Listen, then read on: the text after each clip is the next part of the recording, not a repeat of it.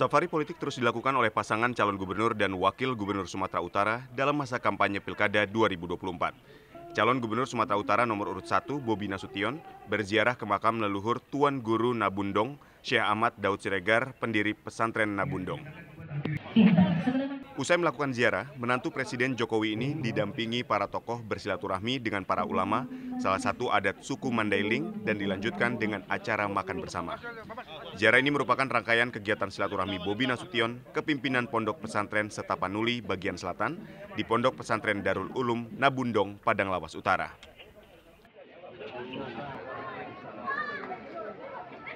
Sementara itu, calon gubernur Sumatera Utara nomor urut 2, Edi Rahmayadi, bersilaturahmi dengan tim relawan pendukungnya di posko tim kemenangan Edi Hasan di Kabupaten Labuhan Batu, Sumatera Utara.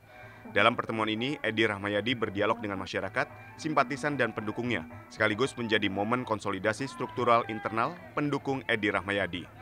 Berdasarkan aturan PKPU nomor 2 tahun 2024, tahapan pilkada yaitu pelaksanaan kampanye berlangsung mulai tanggal 25 September 2024 hingga 23 November 2024. Tim TV One mengabarkan.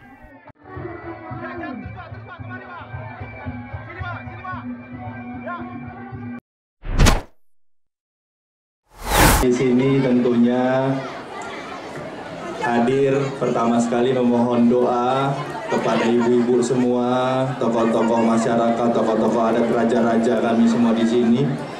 Memohon doa agar kami pertama sekali di sini bisa diterima oleh masyarakat kampung kami sendiri, karena seperti disampaikan tadi, memang dari sinilah tanah leluhur saya, tanah leluhur dari Nasution. Saya sudah pulang kampung kemarin ke Bukit Baringin.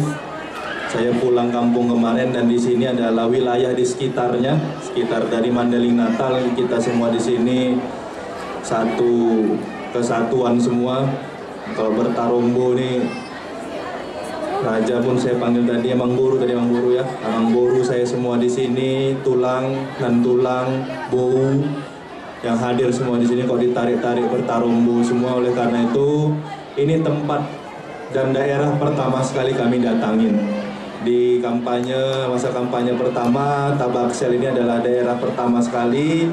Tujuan kami adalah tentunya memohon doa. Perkenalkan, saya istri dari calon gubernur Sumatera Utara nomor urut 1, Muhammad Bobi Afif Nasution. Memohon doa restu dari Bapak Ibu sekalian yang ada di sini. Semoga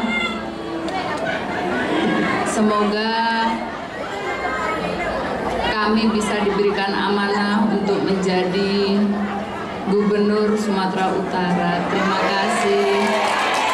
Assalamualaikum warahmatullahi wabarakatuh. Saya terima kasih sama rakyat Labuan Batu, terkhusus kepada ketua tim pemenangan di Labuan Batu.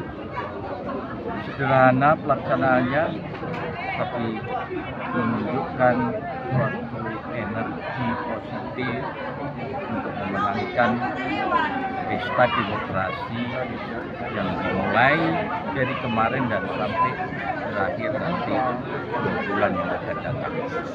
Ya Allah, Edi Hasan akan menjadi pemenang, akan menjadi gubernur Sumatera Utara. Amin. Ada sudah catatan apa kira-kira prioritas Pak?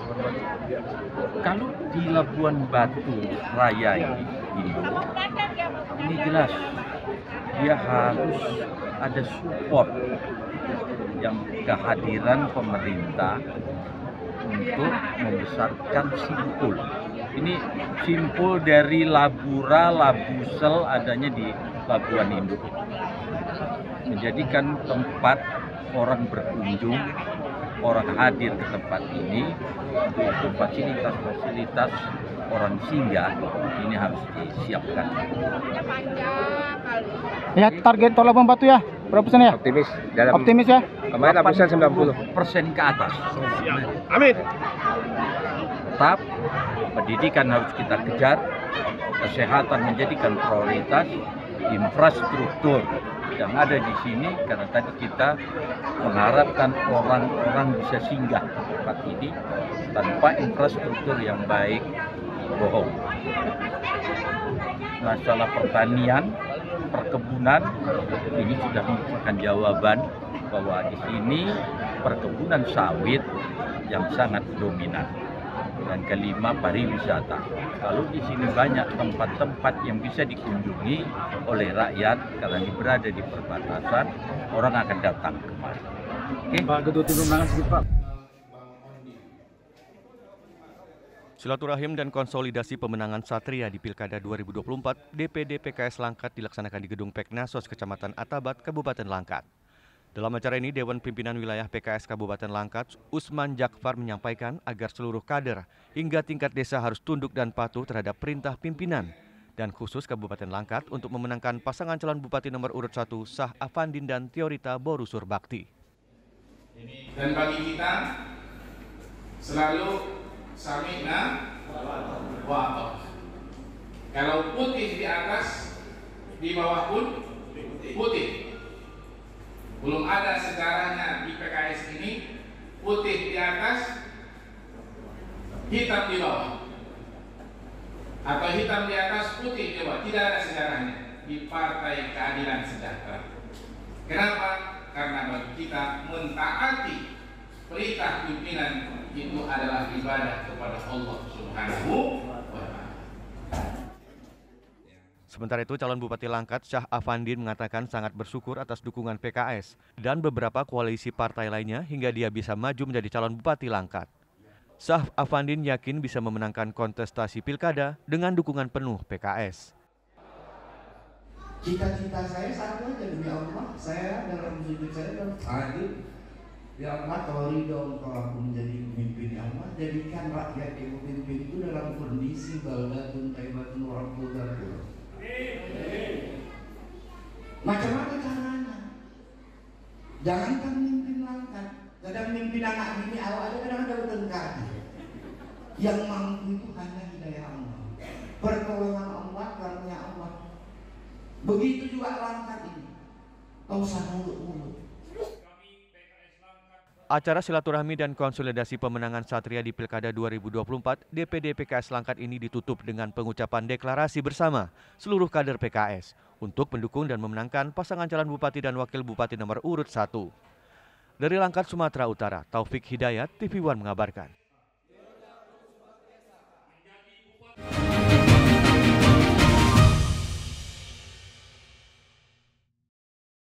Terima kasih, saya sangat mengapresiasi ini ya, catatan demokrasi. Menurut saya ini acara yang paling bagus. Karena apa? Melihat data-data di lapangan, melihat blunder-blunder di lapangan, dan sekarang ada solusinya. Pada kesempatan ini saya mengucapkan terima kasih pada catatan demokrasi. Baik, jadi hasil pemeriksaan ada salah satu pelaku dengan Catatan Demokrasi, Selasa pukul 20 waktu Indonesia Barat, live di TV One. Laga para petinju terbaik dunia disaksikan jutaan pasang mata. Menyajikan kelas bertanding yang berbeda.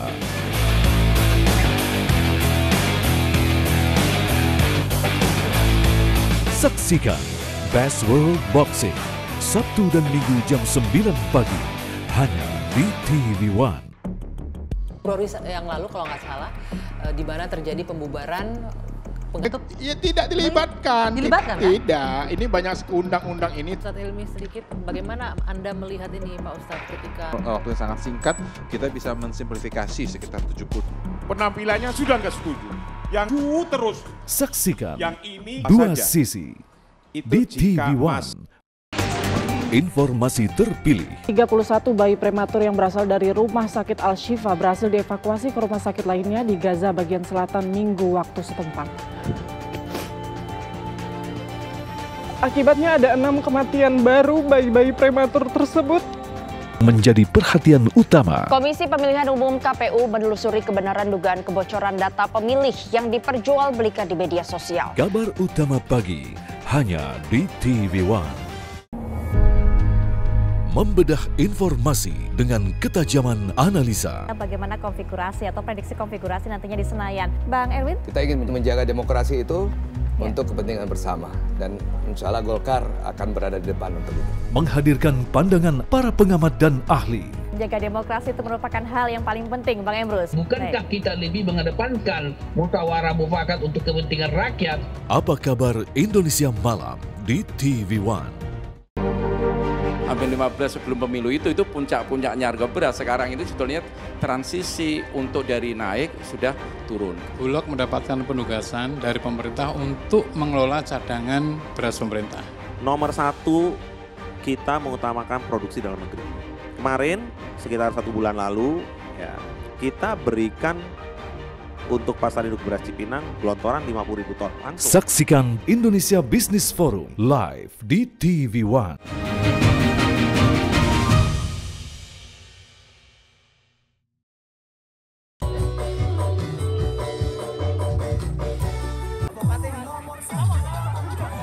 Calon Gubernur Sumatera Selatan nomor urut 1 Herman Deru disambut ratusan masyarakat saat menghadiri acara panen raya di Desa Dadi Rejo Belitang, Kabupaten Oku Tibur.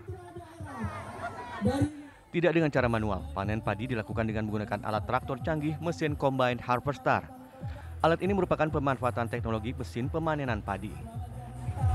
Di depan para petani dan masyarakat, Herman mengatakan Oku Timur merupakan penghasil padi terbesar di Sumatera Selatan, menyamai kabupaten lain di Sumatera Selatan yang memiliki lahan padi lebih luas dari Kabupaten Oku Timur. Saat ini Sumatera Selatan sudah menjadi provinsi yang berdaulat pangan dan bisa menjadi provinsi penyangga pangan nasional. Kita ini hadir ke sini untuk tetap memotivasi para petani. Begitu hebat saat ini peringkat yang sudah disandang oleh Sumatera Selatan. Sumatera Selatan masuk dalam 5 besar penghasil pangan terbesar di Indonesia, yang dari sebelumnya pada sebelum 2018 itu di ranking ke-8. Saat ini Sumatera Selatan sudah menjadi ikon pangan, sudah menjadi provinsi yang betul-betul berdaulat pangan. Bahkan kita ingin provinsi ini menjadi penyangga pangan nasional. Maka untuk itu kunci terbesarnya adalah di spirit petani. Untuk itu saya dengan beberapa teman-teman bupati untuk terus menyemangati petani ini agar tetap produktif dan memperhatikan, mengingatkan tentang jaringan irigasinya, tentang LBS, luas baku sawahnya, juga termasuk distribusi pupuknya, dan yang paling penting pasca panen. Selain mendorong produktivitas lahan pertanian, calon gubernur petahana ini memastikan ketersediaan pupuk bersubsidi di Kabupaten Oku Timur dalam keadaan aman. Dari Palembang, Sumatera Selatan, Ganda Kopatra, TV One mengabarkan.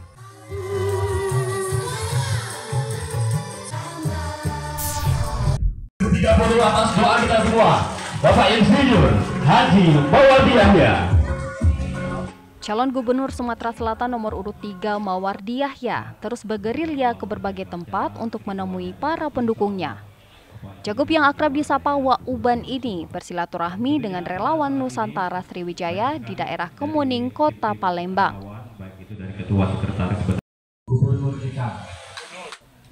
Di depan para pendukungnya, Mawardi mengingatkan agar bisa memilah dan memilih pemimpin yang memiliki program yang jelas dan bermanfaat bagi masyarakat. Dirinya menjanjikan program sekolah gratis dan berobat gratis yang selama ini tidak terlihat. Tokoh agama termasuk pihak ya, insya Allah mudah-mudahan ini karena akan menambah semangat kita, motivasi kita untuk mencapai kemenangan pada tanggal 27 November yang akan datang. Amin. Amin. Amin. Amin. Apa Pak yang akan disampaikan ke relawan supaya nanti memilih Bapak? Ya inilah, tolong sampaikan kepada masyarakat, yakinlah bahwa kita insya Allah akan nantinya masyarakat kita, saya kira tidak bodoh lagi dalam berpikir, dalam menganalisa. Insya Allah nantinya akan hadir gubernur-gubernur tentunya yang akan menangani terpilih gubernur yang terbaik dari yang baik insya Allah. Tadi kemajuan untuk Sumsel seperti apa Pak yang dibagikan? Dan tadi saya sudah sampaikan dari gubernur-gubernur sebelumnya sudah saya sampaikan. Nanti kita jadikan satu menjadi kesepakatan kita bersama untuk memajukan Sumatera Selatan. Amin. Dan mohon pada Mawardi yang berpasangan dengan Anita Nuringhati optimis bisa memenangkan pemilihan Gubernur Sumatera Selatan yang digelar pada 27 November mendatang. Dari Palembang, Sumatera Selatan, Syamsul Rizal, TV One mengabarkan. Baik, boleh kita beri tepuk tangan tentunya secara simbolis pengalungan dari Komunitas Wartawan Bukit Tinggi Press Club bersama Lembaga Riset Jagadita menggelar diskusi publik dengan 4 calon kepala daerah dalam kontestasi pilkada serentak mendatang. Acara berupa diskusi panel ini dibuka bagi masyarakat umum untuk bertanya tentang visi dan gagasan masing-masing cakada. Meski ada satu paslon yang tak hadir, yaitu pasangan Erman Safat, karena sudah ada agenda lain sebelumnya, diskusi berlangsung cukup alot selama 4 jam. Panelis yang berasal dari akademisi ini membebaskan pertanyaan seputar pembangunan, ekonomi, sosial budaya, dan hal lainnya kepada masyarakat yang hadir. Acara ini diadakan agar calon pemilih bisa mendapatkan gambaran tentang apa yang bisa dibawa oleh semua paslon untuk memimpin Bukit Tinggi 5 tahun ke depan.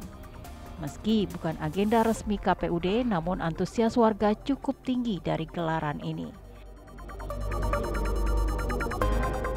Dari Bukit Tinggi, Sumatera Barat, Donald Janiago, TV One mengabarkan.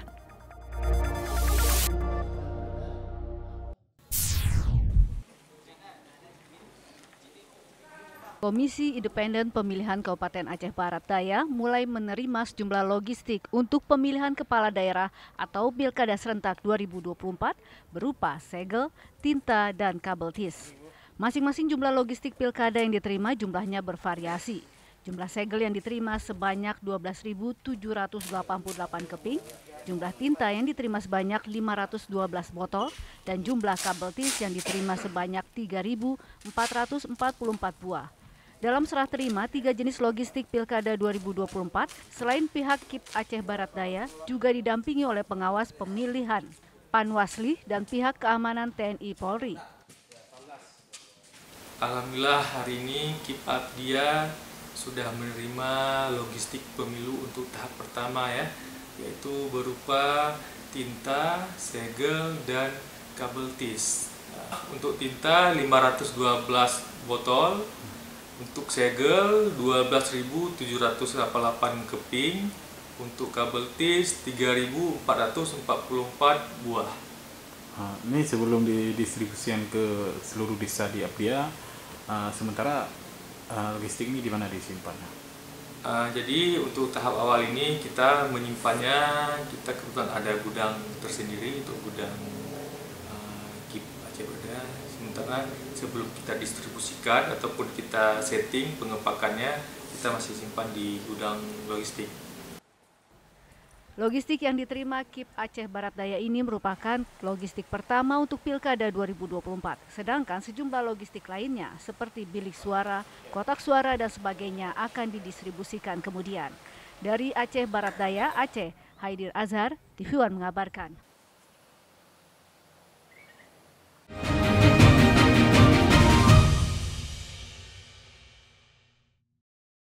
Terima kasih. Saya sangat mengapresiasi ini ya, catatan demokrasi. Menurut saya ini acara yang paling bagus. Karena apa? Melihat data-data di lapangan, melihat blunder-blunder di lapangan, dan sekarang ada solusinya. Pada kesempatan ini saya mengucapkan terima kasih pada catatan demokrasi. Baik, jadi hasil pemeriksaan ada salah satu pelaku dengan Catatan Demokrasi, Selasa pukul 20 waktu Indonesia Barat, live di TV One. Laga para petinju terbaik dunia disaksikan jutaan pasang mata. Menyajikan kelas bertanding yang berbeda.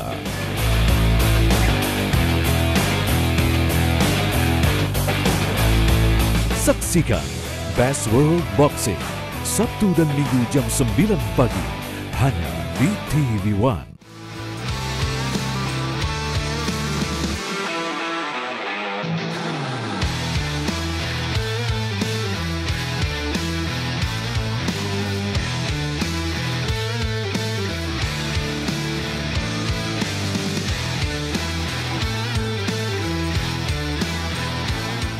Kabar Arena Malam, Senin sampai Jumat, pukul 23.30 waktu Indonesia Barat. Informasi terpilih. 31 bayi prematur yang berasal dari Rumah Sakit Al-Shifa berhasil dievakuasi ke rumah sakit lainnya di Gaza bagian selatan Minggu waktu setempat. Akibatnya ada 6 kematian baru bayi-bayi prematur tersebut. Menjadi perhatian utama. Komisi Pemilihan Umum KPU menelusuri kebenaran dugaan kebocoran data pemilih yang diperjualbelikan di media sosial. Kabar utama pagi hanya di TV One. Membedah informasi dengan ketajaman analisa. Bagaimana konfigurasi atau prediksi konfigurasi nantinya di Senayan, Bang Erwin? Kita ingin menjaga demokrasi itu untuk kepentingan bersama, dan insya Allah Golkar akan berada di depan untuk itu. Menghadirkan pandangan para pengamat dan ahli. Menjaga demokrasi itu merupakan hal yang paling penting, Bang Emrus. Bukankah kita lebih mengedepankan musyawarah mufakat untuk kepentingan rakyat? Apa kabar Indonesia Malam di TV One? Terima kasih, saya sangat mengapresiasi ini ya, catatan demokrasi. Menurut saya ini acara yang paling bagus. Karena apa? Melihat data-data di lapangan, melihat blunder-blunder di lapangan, dan sekarang ada solusinya. Pada kesempatan ini saya mengucapkan terima kasih pada catatan demokrasi. Baik, jadi hasil pemeriksaan ada salah satu pelaku dengan Catatan Demokrasi, Selasa pukul 20 waktu Indonesia Barat, live di TV One.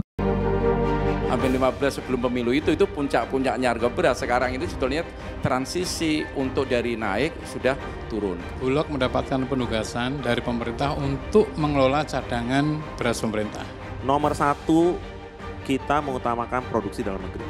Kemarin sekitar 1 bulan lalu ya, kita berikan untuk pasar induk beras Cipinang gelontoran 50.000 ton langsung. Saksikan Indonesia Business Forum live di TV One.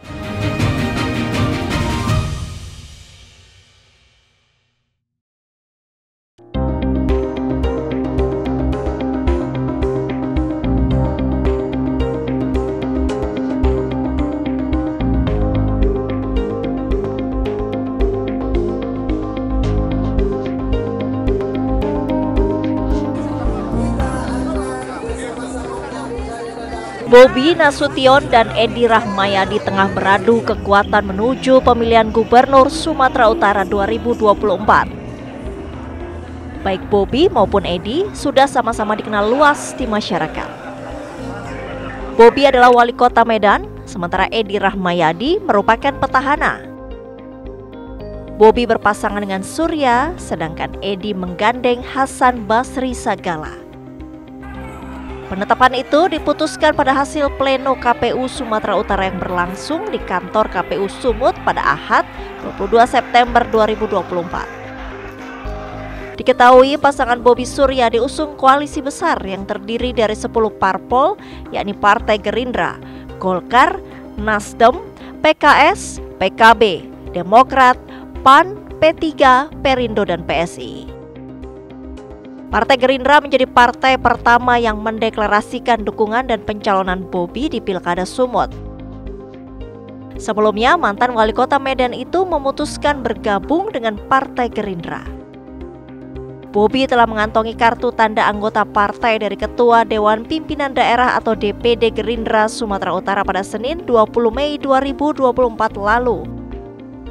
Gabungan suara partai koalisi itu di DPRD Sumut hampir mencapai 5,5 juta suara sah dari sekitar 7,35 juta suara. Jumlah itu setara dengan 74 kursi dari 100 kursi di DPRD Sumatera Utara.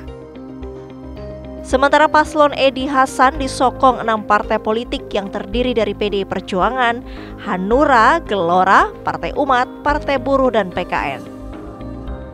Kalkulasi di atas kertas, koalisi pendukung paslon Edi Hasan hanya mengumpulkan sekitar 1,8 juta suara. Itu pun yang memiliki kursi di DPRD Sumut hanya PDI Perjuangan dan Hanura. Jika kita ingin melihat atau menilai kelebihan dari kedua kandidat calon gubernur Sumatera Utara, baik Bobi maupun Edi Rahmayadi, ya tentu kalau Bobi kelebihannya didukung oleh Pak Jokowi, lalu didukung oleh juga Pak Prabowo, presiden saat ini dan presiden terpilih. Oleh karena itu ya disitulah sebenarnya menjadi kelebihan seorang Bobi yang memiliki keistimewaan karena menantunya presiden. Lalu kalau bicara Edi Rahmayadi, ya kelebihannya petahana, incumbent, yang tentu juga akan melakukan perlawanan yang keras ya kepada Bobi yang dianggap didukung oleh presiden, yang didukung oleh kekuasaan itu. Pemilihan Gubernur Sumatera Utara 2024 pun diperkirakan berlangsung seru.